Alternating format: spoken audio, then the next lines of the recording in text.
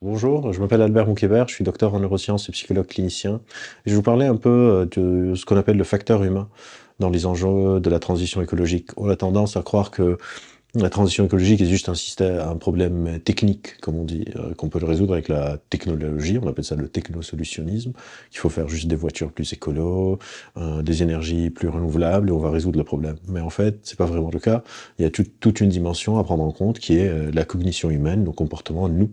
Parce que si on a une solution et personne ne l'applique, ou si on a une solution qui laisse beaucoup de personnes sur le banc, bah ça va pas le faire. Et aujourd'hui, on va parler de ça. Et on va parler ça va être divisé un peu en trois parties. La première partie, on va un peu parler des bases de la cognition humaine. On va parler un peu de quelques principes qui régissent comment fonctionne notre cerveau dans un environnement, comment est-ce qu'on prend une décision, comment est-ce qu'on change d'opinion ou de comportement. La deuxième partie, on va parler des facteurs individuels qui peuvent expliquer un peu notre inertie face à ce problème quasi planétaire, ou planétaire, en tout cas, qui touche toute la biosphère, pas juste les humains.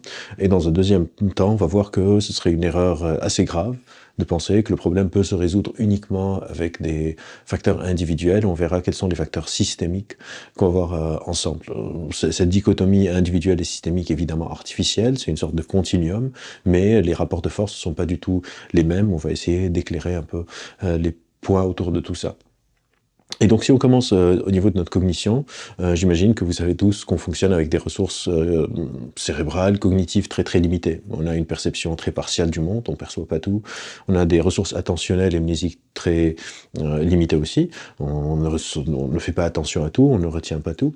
Et le monde est relativement complexe. Et donc pour pouvoir fonctionner dans ce monde, pour pouvoir réagir vite face à d'éventuels prédateurs, pouvoir savoir quand est-ce que je peux traverser la rue sans me faire écraser, etc., mon cerveau a besoin de faire deux opérations principales. On a besoin de pouvoir prédire et de pouvoir prédire vite. Et donc on dit d'approximer. Notre cerveau est tout le temps en train d'essayer de prédire le monde et de manière approximative, donc pas hyper précise, pour pouvoir fonctionner, et cela pour des raisons d'efficience.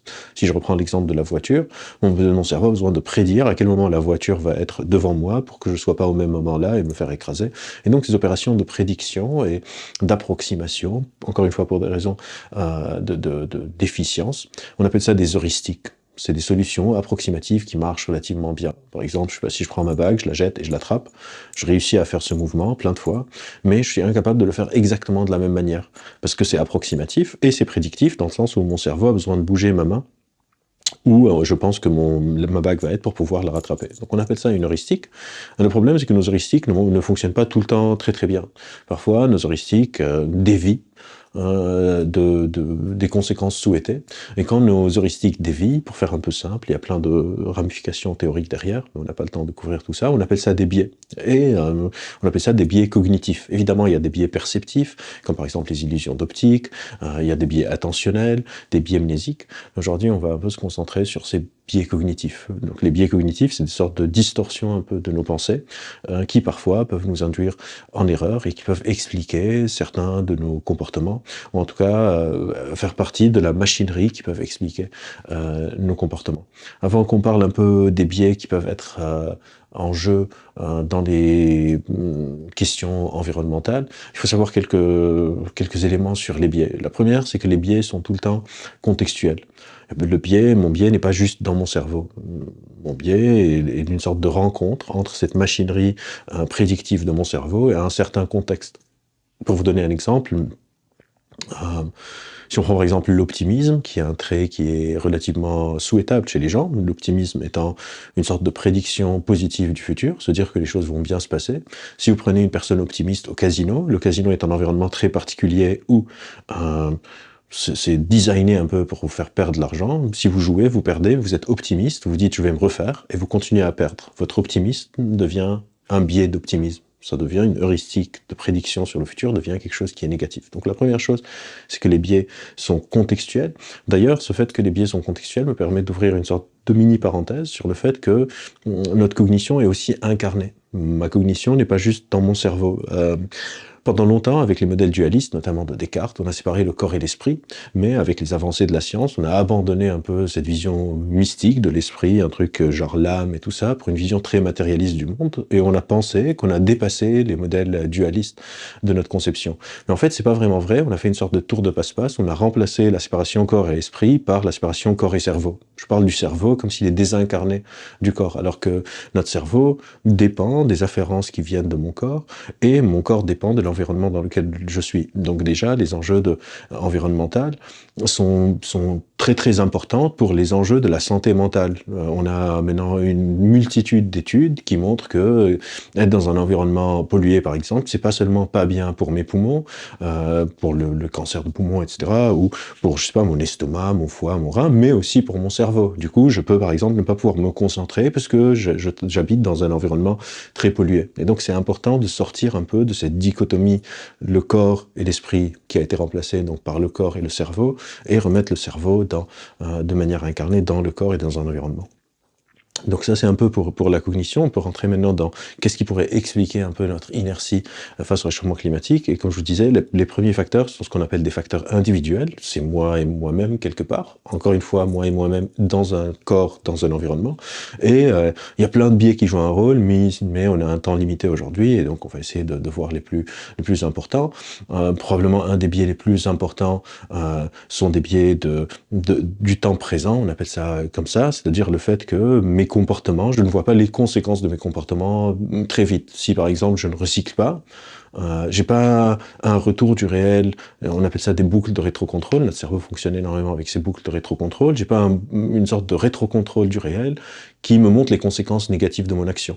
Si par exemple vous ne recyclez pas et vous recevez un iceberg qui s'est détaché de la banquise en pleine gueule, là vous allez commencer à recycler. On voit par exemple ce biais énormément chez les fumeurs. Genre si je fume et le lendemain j'ai plus de chances d'avoir un cancer, on aurait beaucoup moins de fumeurs. Le fait que ce soit tellement délayé dans le temps, ben on rationalise, on se dit que c'est pas très important. Donc on a ces biais qui peuvent toucher le déplacement temporel, donc c'est loin dans le temps, mais ce même biais, il a une version qui est sur la fonction spatiale. C'est-à-dire si moi, par exemple, j'habite à Paris ou dans une grande ville, à New York, à Londres, à Lyon, etc., je ne vois pas le réchauffement climatique. Alors que si vous allez, je sais pas, à l'île Maurice ou à l'île de la Réunion et vous faites une plongée, vous voyez tous les coraux morts, vous êtes spatialement proche de la conséquence et vous allez être beaucoup plus touché.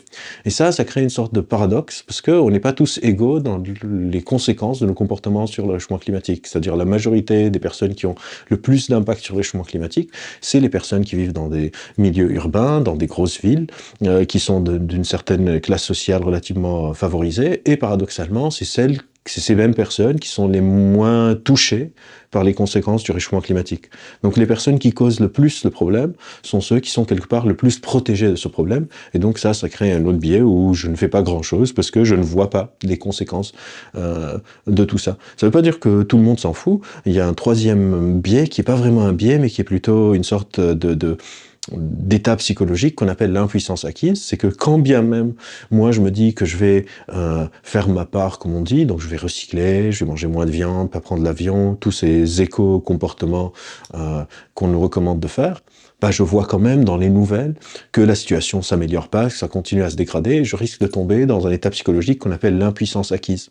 Et l'impuissance acquise, c'est quand j'ai tellement essayé de changer quelque chose que j'y arrive pas, que j'abandonne en fait. Je me dis à quoi ça sert que je me prive des trucs que j'aime, que je me sers, etc., que je m'empêche d'aller voir ma famille parce que je veux pas prendre l'avion, que j'ai raté l'anniversaire de mon meilleur pote parce que il fallait, je sais pas, encore une fois, prendre l'avion quelque part loin, ou etc., alors que ça change rien. Et donc là aussi, cette notion du retour du réel, qui m'envoie des signaux qu'en fait rien ne s'améliore, risque de me faire abandonner. Et le dernier point, c'est que notre cerveau est comparatif.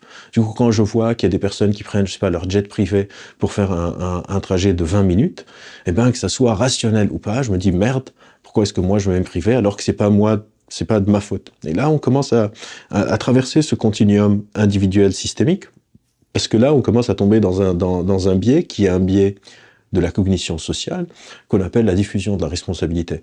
La diffusion de la responsabilité, c'est quand on a une sorte d'enjeu de groupe, je peux me dire, pourquoi est-ce que moi je dois commencer que l'autre commence? Oui, j'ai une part de responsabilité, mais ma part de responsabilité est minime par rapport à celle des autres, et donc je vais utiliser cette diffusion de la responsabilité pour me dire, en fait, c'est pas vraiment tellement ma faute. Par exemple, je vais manger de la viande et je vais me dire, en fait, ce qui pollue le plus, c'est les avions. Je vais prendre un avion et je vais me dire, en fait, ce qui pollue le plus, c'est les gens qui changent de téléphone chaque année. Je vais acheter un téléphone et je vais me dire, en fait, c'est pas ça le truc le plus grave, c'est ceux qui prennent l'avion ou ceux qui mangent de la viande. Et on va diffuser un peu cette responsabilité dans le groupe. Donc ça, c'est un peu une sorte de survol rapide des facteurs individuels. Encore une fois, une des plus grosses erreurs qu'on pourrait faire, c'est de croire que les enjeux climatiques, c'est un truc d'individus. Il y a tout ce qu'on appelle les facteurs systémiques. Et d'ailleurs, c'est vraiment quelque chose qui est très clair quand on pense à tous les autres sujets sociétaux, défis sociétaux qu'on a réussi à relever en tant que société. Par exemple, si on prend l'exemple de la ceinture de sécurité, de fumer à l'intérieur, de l'alcool au volant, on n'a jamais résolu ces problèmes avec juste de la pédagogie. Évidemment, la pédagogie est importante, mais on s'est jamais arrêté à la pédagogie. On s'est dit, on va dépendre du bon vouloir des individus pour qu'ils ne boivent pas 2 bouteilles de whisky avant de prendre le volant, ou on va juste leur demander de ne pas fumer dans les bars. On a fait des lois, on a systémisé le changement une fois que le travail pédagogique a été fait. Et donc, il y a toute une dimension systémique qui est très importante à mettre en avant, parce que souvent dans ce sujet, on invisibilise le système en surresponsabilisant les individus, alors que la solution va marcher infiniment mieux si elle est systématisée. Et donc dans les facteurs systémiques, on peut penser par exemple justement à la diffusion de la responsabilité dont on a parlé, mais on peut aussi penser à ce qu'on appelle l'architecture du choix, c'est-à-dire mon choix, les choix que je peux faire dépendent des options qui sont disponibles dans une société. Si moi en tant qu'individu, je me dis « Ah, je veux manger plus sainement et plus local, parce que c'est mieux pour la planète et pour ma santé », alors que dans l'architecture du choix de mon environnement, il n'y a que des McDo à chaque 5 mètres, et je suis étudiant, j'ai 20 ans et j'ai pas énormément de sous, ce serait de mauvaise foi de me dire, en fait, c'est la responsabilité de l'individu de prendre le métro, d'aller 3 arrêts plus loin pour manger une soupe de potimarron, et pas à 7 euros, et pas prendre le menu cheeseburger avec frites et boissons à 4 euros.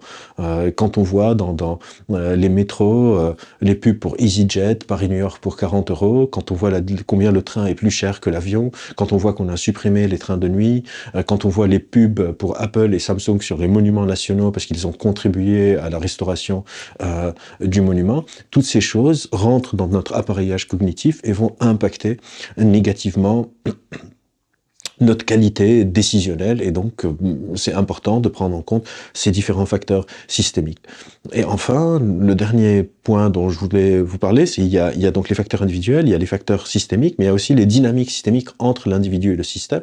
Il y a un chercheur qui s'appelle Eliezer Yudkowsky qui a identifié 3 dynamiques systémiques qui peuvent mener à des résultats catastrophiques pour le groupe, et je pense que au niveau du réchauffement climatique, on combine les 3. Donc la première, c'est quand les personnes qui décident n'ont pas ce qu'il appelle du skin in the game, ils n'ont pas leur peau dans le jeu, dans les décisions qui doivent être prises. En gros, c'est quand les décideurs ne sont pas impactés par les conséquences de leurs décisions. Et on voit ça énormément au niveau du réchauffement climatique. On a vu que les gros groupes pétroliers, par exemple, savaient depuis très longtemps qu'ils causaient un problème relativement planétaire, mais qu'ils continuaient à masquer ces informations pour pouvoir continuer à vendre leurs produits. Et donc, c'est des personnes qui sont très haut placées dans le niveau systémique, mais ils n'ont aucun avantage à changer le système parce qu'ils vont être négativement impactés. Donc, quelque part, on est en train de demander à des gens de se tirer des balles dans le pied, dans leur propre pied, ce qu'ils ne vont pas faire. Et donc, quand on a créé un système où les personnes qui décident n'ont aucune motivation de prendre les bonnes décisions pour tout le monde parce qu'elles vont être négativement impactées, on risque un effondrement systémique.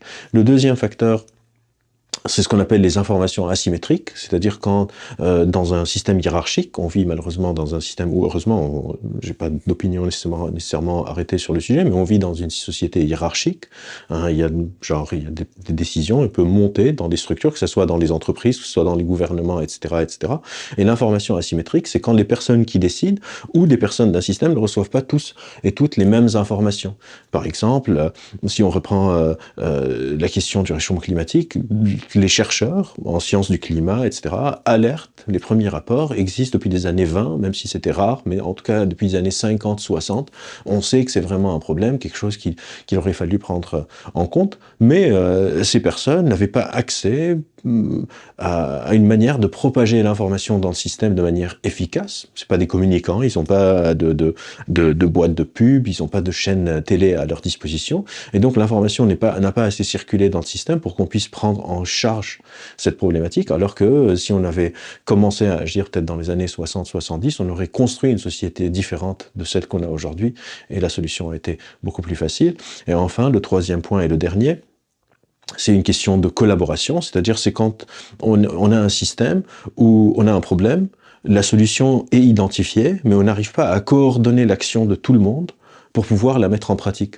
Et aujourd'hui, on sait à peu près ce qu'il faut faire pour résoudre le réchauffement climatique, mais on n'arrive pas à coordonner à cause des facteurs qu'on a vus, les biais, la diffusion de responsabilités, etc. C'est-à-dire le gouvernement français sait à peu près ce qu'il faut faire pour réduire massivement nos émissions carbone ou notre impact négatif sur l'environnement, parce que c'est pas juste une question de CO2. Mais on se dit, comment est-ce que je vais le mettre en place? Je vais perdre en compétitivité par rapport à la Chine, par rapport aux États-Unis, à tous les enjeux géopolitiques, où on a une solution, mais on n'a pas la manière de coordonner pour rassurer tout le monde que ces solutions doivent être appliquées. Et donc ces trois dynamiques, le fait que les personnes qui décident ne sont pas nécessairement impactées par les conséquences de leurs décisions, le fait que l'information ne circule pas de manière très efficiente dans un système, ou le fait que même si on a une solution, même si tout le monde est d'accord sur cette solution, on ne sait pas comment la mettre en œuvre parce qu'on n'a pas les instruments de coordination nécessaires, c'est des systèmes dans la dynamique sociétale.